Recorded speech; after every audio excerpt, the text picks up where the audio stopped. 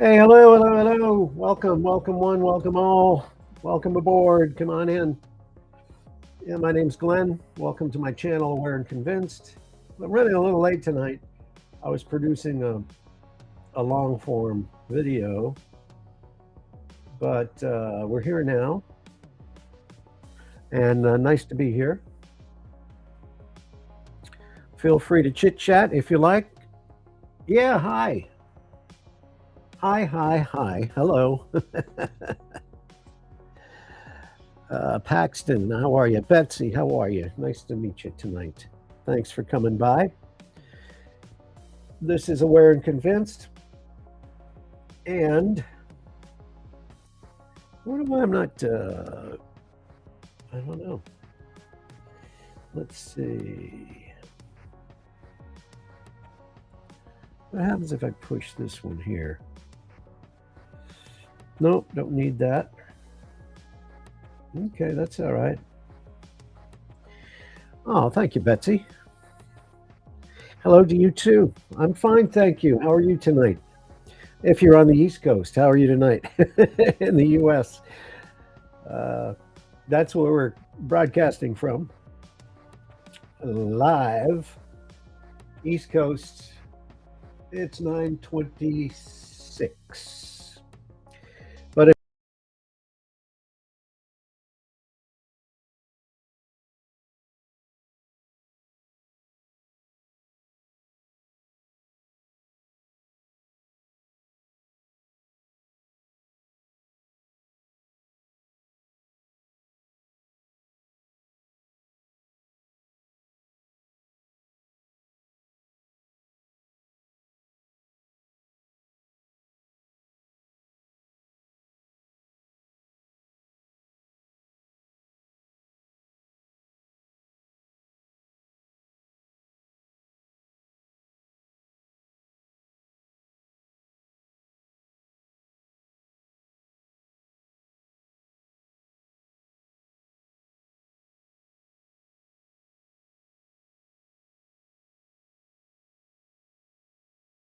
what did my stream freeze?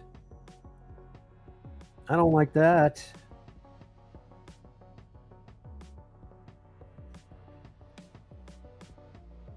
Well, hopefully it unfreeze. There it goes. I guess it unfroze now. So it'll take a while to catch up. Yeah, pretty quiet on the home front today. Not much going on. Didn't drink today. Well, this channel is all about sobriety and recovery. And my name's Glenn, by the way. And I've got over 5,000 days in recovery. And doesn't it show? 5,000 days. And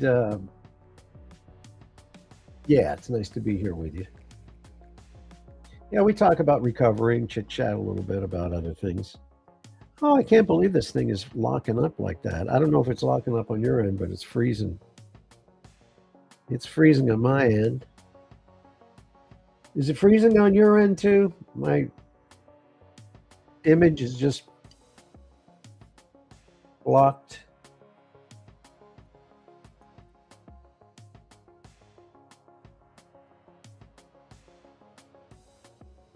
Yeah, maybe if I don't move.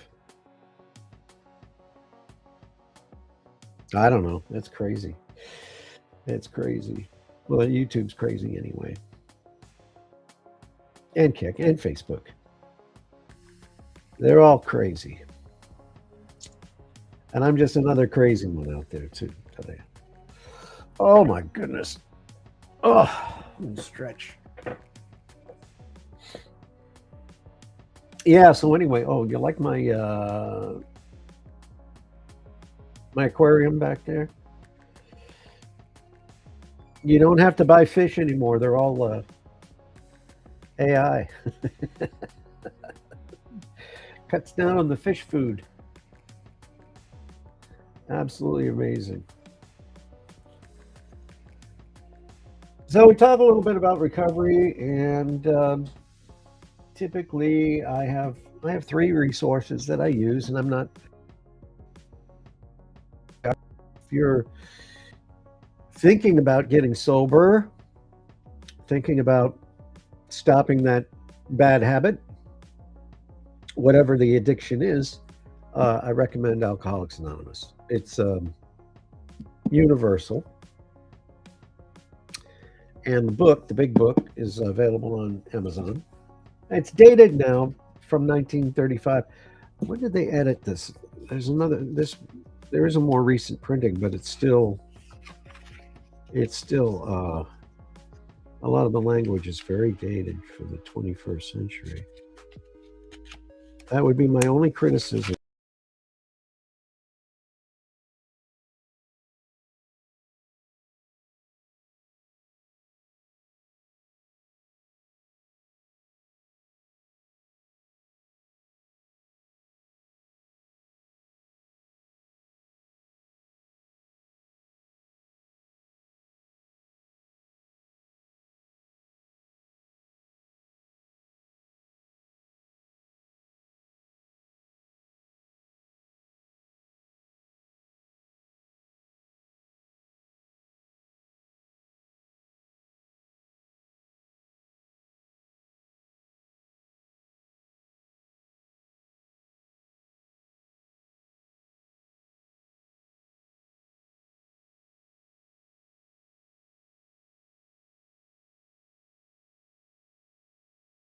And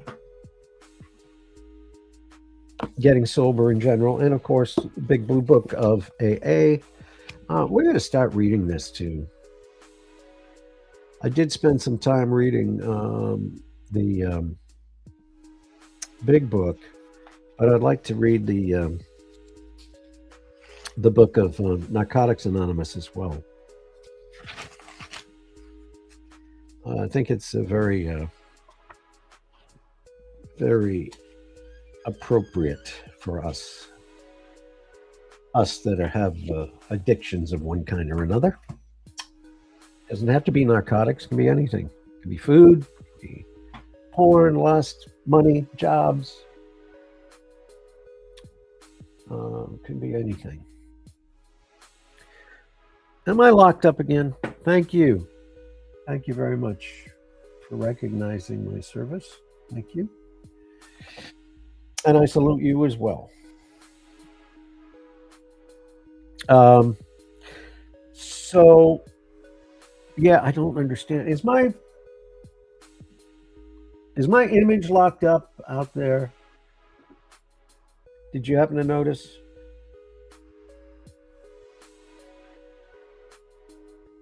If you drop a little comment in chat, appreciate it.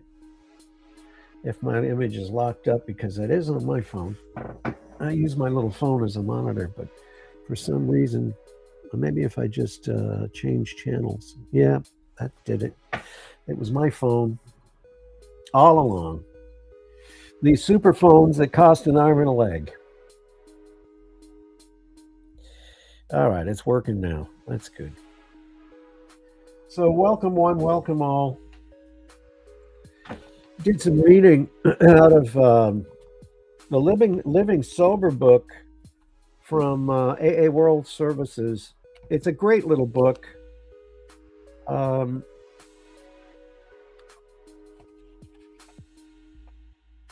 If you're looking for living tips to get and stay sober, it's a great little book. It really is. It's got some great little stories in it. And we also did some reading last night out of this book here.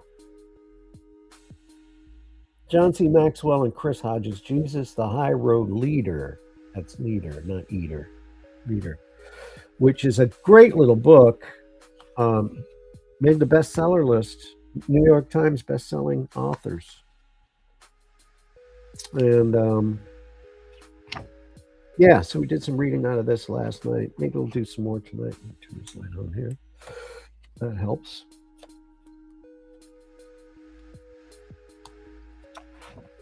Let's see. So this is fun. So we get all the way up to chapter 2.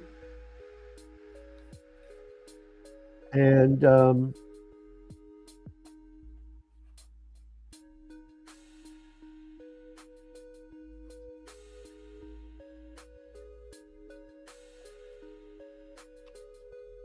I wanted to read a little bit more out of here tonight because it's worth telling the story. John C. Maxwell. So we did cover the first chapter. What road will you take? The high road or the low road? And the second chapter is titled Jesus Valued All People. There's life lessons in here if you're religious or if you're not religious.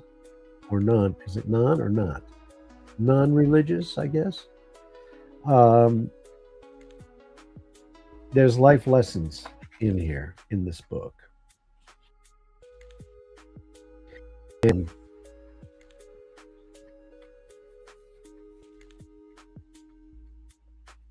it's worth a little bit of time. So we're going to do a little reading here from the book, Jesus the High Road Leader by John C. Maxwell and Chris Hodges. This came out in 2024, by the way. This is Jesus Valued All People, second chapter. God is the original high road leader. Yeah, you could say that.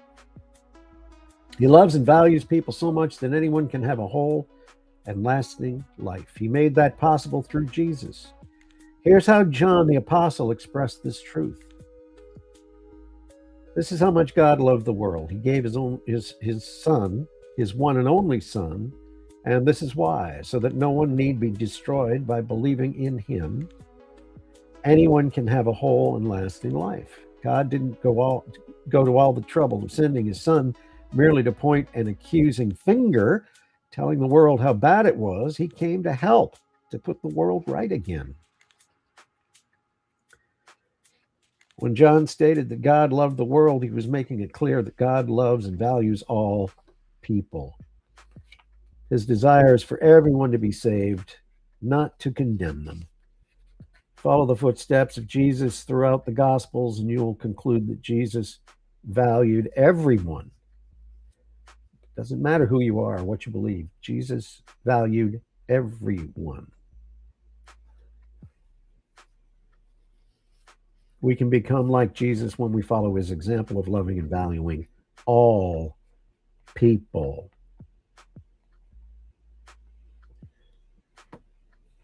Mr. Shows.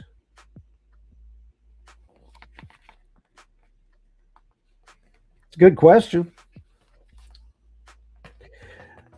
There's no such thing as a bad question. I don't have an answer for you, but that's a good question. Okay. What do you think? What do you think? What would Jesus do? I don't know. Valuing people helps you see their potential. Jesus was always for the outsiders. He was always looking for the one who was overlooked. He saw potential in those who seemingly had little to offer. Jesus looked at fishermen and believed they could be leaders. Jesus looked at Zacchaeus and believed he could be honest. Zacchaeus, I'm sorry. Believed he could become honest. Jesus looked at Lazarus, believed he could be raised. Jesus looked at the Samaritan woman and believed, and believed that she had value. Jesus looked at the sick and believed they could be healed, and Jesus looked at the thief and believed that he could be forgiven. Jesus saw people differently than others did. He looked beyond their problem and saw their potential. That's pretty universal. You should do that anyway, especially if you're a leader. Look beyond their problems and see their potential.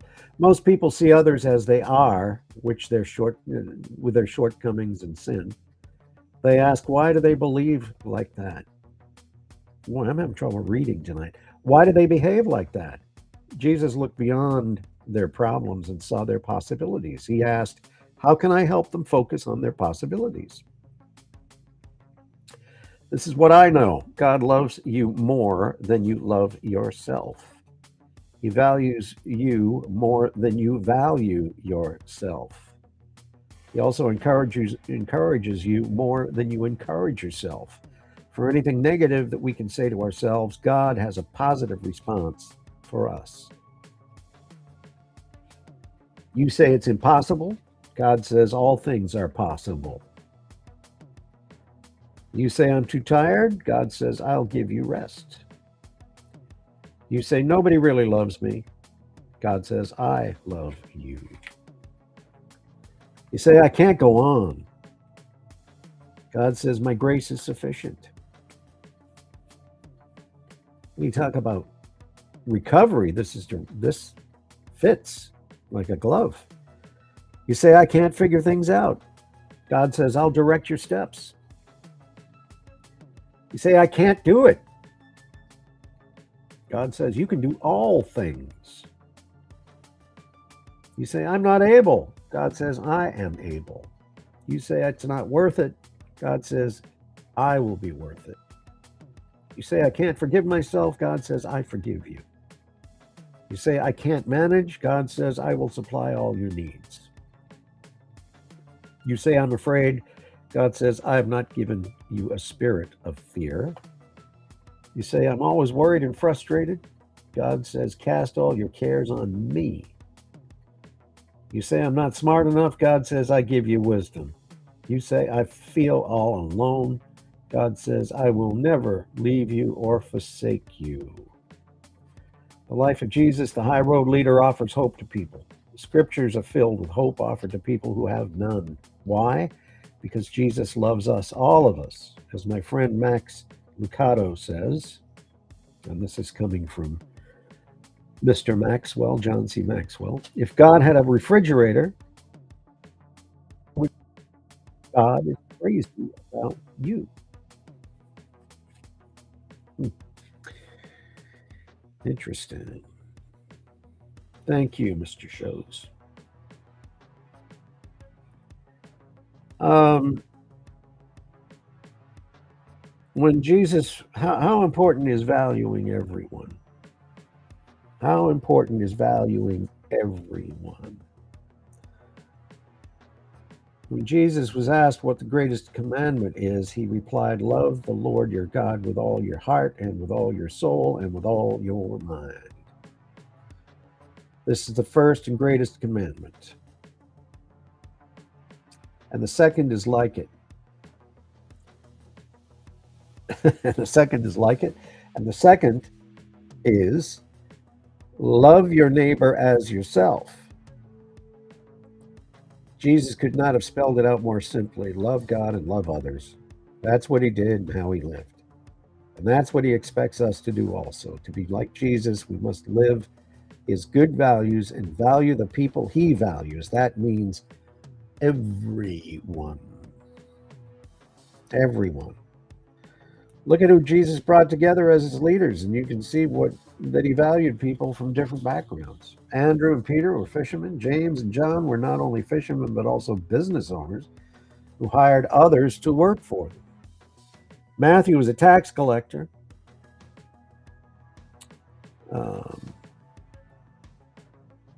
Who was not considered worthy of tithing to the temple.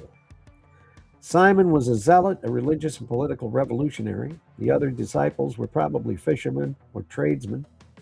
Jesus' followers included beggars, women, Samaritans, prostitutes, Roman generals, Pharisees, people from all over Palestine, and all walks of life. Jesus valued people in every situation when he was developing his leaders, when he was ministering to the crowds, and in one-on-one interactions. Jesus valued others based upon who he is, not who they were or what they had done. And what you got to do if you want to get sober from an addiction, if you're in recovery, Jesus values others based upon who he is, not what they were or what they had done. No one had to be a friend or even good to be loved, or to be even good to be loved by Jesus. In fact, he said, love your enemies, do good to those who hate you, bless those who curse you, and pray for those who mistreat you. He valued and reached out to people others shunned or avoided, like the woman at the well who was living in sin, and Zacchaeus, a despised tax collector. Even as he suffered on the cross, he valued and forgave the repentant criminal on the cross next to him. And he taught reconciliation.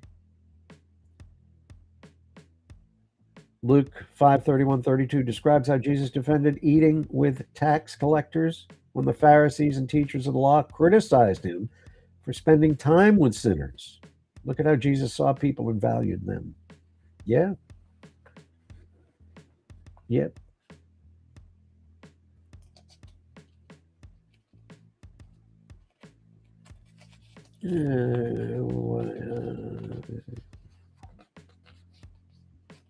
Okay.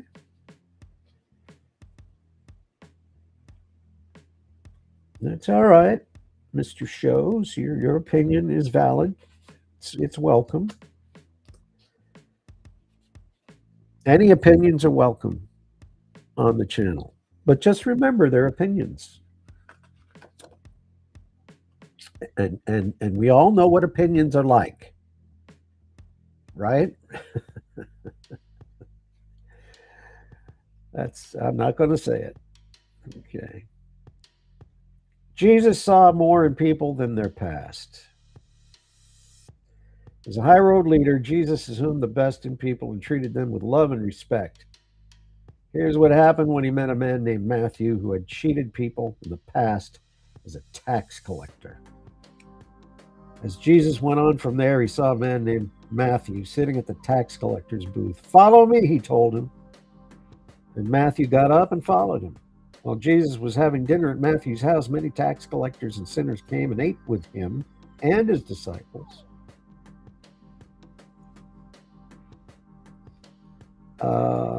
When the Pharisees saw this, they asked his disciples, why does your teacher eat with tax collectors and sinners? On hearing this, Jesus said, it's not the healthy who need a doctor, but the sick. But go and learn what this means. I desire mercy, not sacrifice, for I have not come to call the righteous, but sinners. In essence, Jesus said, you'd make a great addition to my team. Matthew was perfect, a tax collector. Jesus saw the bigger picture of what Matthew's life could be when others couldn't. This occurred continually when Jesus looked at people. He saw potential in unschooled, ordinary men and made them catalytic leaders of change. I don't know how that word is used. Made them catalytic. Catalytic. How they had been with Jesus. What is the value lesson we can take away from this? Knowing that Jesus values us increases our self-worth and brings the best out of us. That's true. Increases our self-worth and brings the best out in us.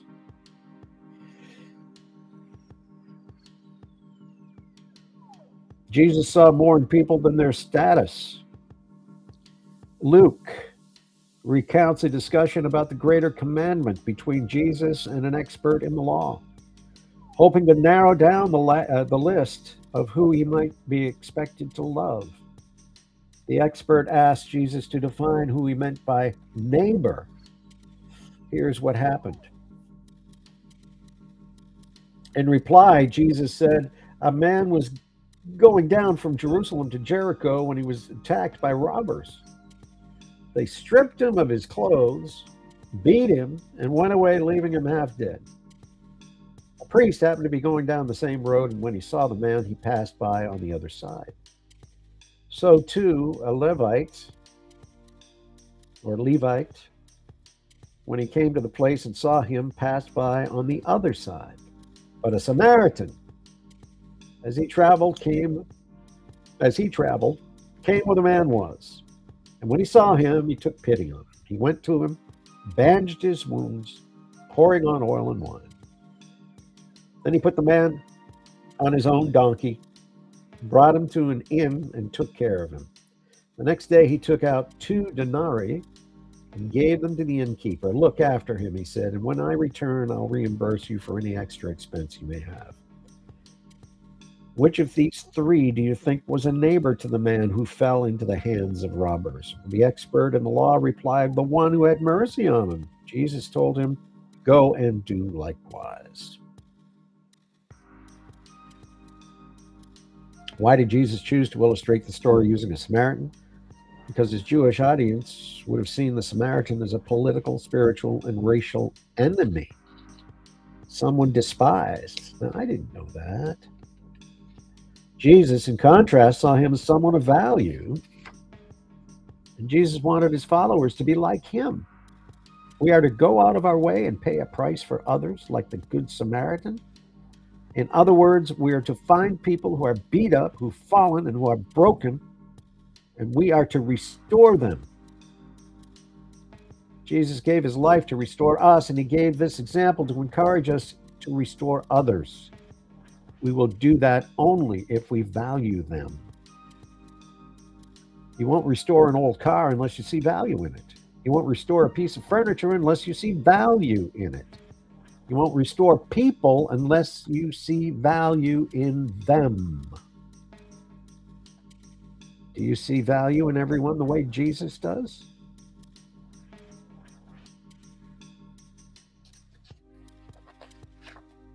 Thank you, Mr. Shows. I appreciate it. Thank you very much. Recently, I was speaking about valuing people to a non-religious audience. During Q&A, every night I come on and do this, I have a little allergy attack. I don't know why it is every time I start talking. Maybe I should stop talking. But I have a little allergy attack. My nose starts to itch. I don't know why. It's the strangest thing. I don't know. But anyway, sorry for the interruption. All right. Jesus wanted his followers to be like him. We go out of our way and pay a price for others, like the Good Samaritan. In other words, we're to find people who are beat up, who've fallen, who are broken, and we are to restore them. Jesus gave his life to restore us, and he gave this example to encourage us to restore others. We will do that only if we value them. You won't restore an old car unless you see value in it. You won't restore a piece of furniture unless you see value in it. And you won't restore people unless you see value in them. Do you see value in everyone the way Jesus does? All right. So recently he was speaking about valuing people to a non-religious audience. During the Q&A, a lady asked, how can you say you value me when you don't know me? Well, that's a perfectly logical question from someone who doesn't know God, but it's a question we as followers of Christ should know the answer to.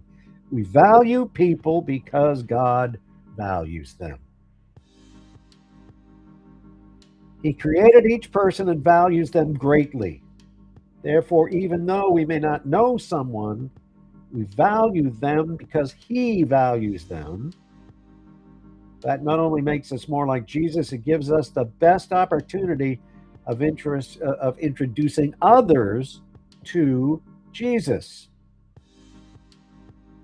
What is the value lesson we can learn from this? What's the value lesson? My perspective of others determines my behavior toward them, and my behavior toward them influences their response to me. Jesus saw more in people than their sin. The religious leaders of Jesus' day wanted to devalue and discredit him. They tried to push him to treat others similarly. But the high road. I just started watching The Chosen. I know it's been out for a while. It's very popular. I had never watched it before. I just started watching it. And so far, so good. I'm going to continue to watch it. I'm only on episode 1. But I just started watching it tonight. And it's very good. Very good. He took the high road. The teachers of the law and the Pharisees brought in a woman caught in adultery. They made her stand before the group and said to Jesus, "Teach this woman. Teacher, this woman was caught in the act of adultery. In the law, Moses commanded us to stone such women. Now, what do you say?" They were using this question as a trap in order to have a basis for accusing him. But Jesus bent down and started to write on the ground with his finger. When they kept on questioning him, he straightened up and said to them, "Let any of you who is without sin be the first to throw a stone at her." Again, he stopped and wrote on the ground. At this, those who heard began to go away one at a time, the older ones first, until only Jesus was left with a woman still standing there. Jesus straightened up and asked her, "Woman, where are they? Has no one condemned you?" "No one, sir," she said. "Then neither do I condemn you," Jesus declared. "Go now and leave your life of sin." When Jesus addressed her as woman, he spoke the same word he used when he was on the cross and said to Mary, "Woman, behold your son." He wasn't accusing her, he was calling her a woman of great value.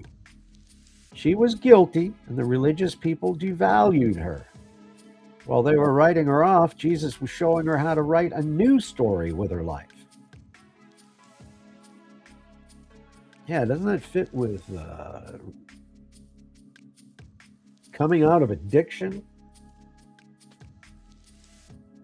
Whether it's drugs or alcohol or anything else?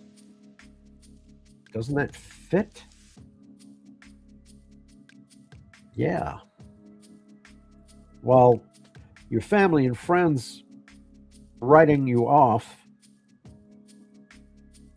Jesus would show you a new story, how to write a new story about your life.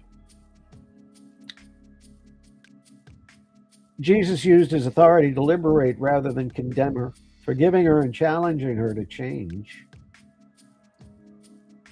He removed her fear and gave her a new path to follow. There you go. Perfect. So if you're trying to get sober, give up your addiction, whatever it is, there's so many, the list is so long, whatever your addiction is, pick one, whatever flavor today is.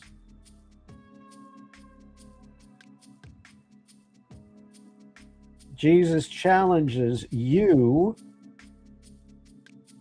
to change, removing your fear and giving you a new path to follow. I wish we were more like Jesus. We live in a world with people like the ones described in an illustration I read many years ago called The Pit. So Dr. Maxwell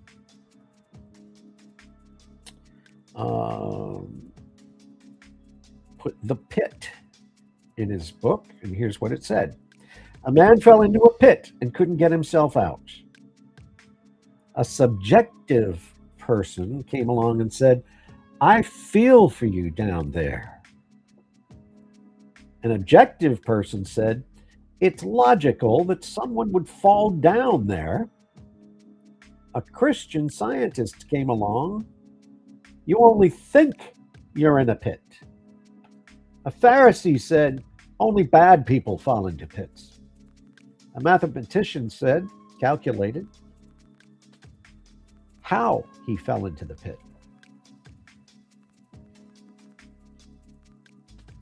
A rockhound asked him if any rare specimens were in the pit. A news reporter wanted the exclusive story on his pit. A fundamentalist said, you deserve your pit. A realist said, that's a pit. A geologist told him to appreciate the rock strata in the pit. An IRS man asked if he was paying taxes on the pit. The county inspector asked if he had a permit to dig a pit. A professor gave him a lecture on the elementary principles of the pit. An evasive person avoided the subject of the pit altogether. A self-pitying person said, you haven't seen anything until you've seen my pit. A charismatic said, just confess that you're not in a pit. An optimist said, things could be worse. A pessimist said, things will get worse.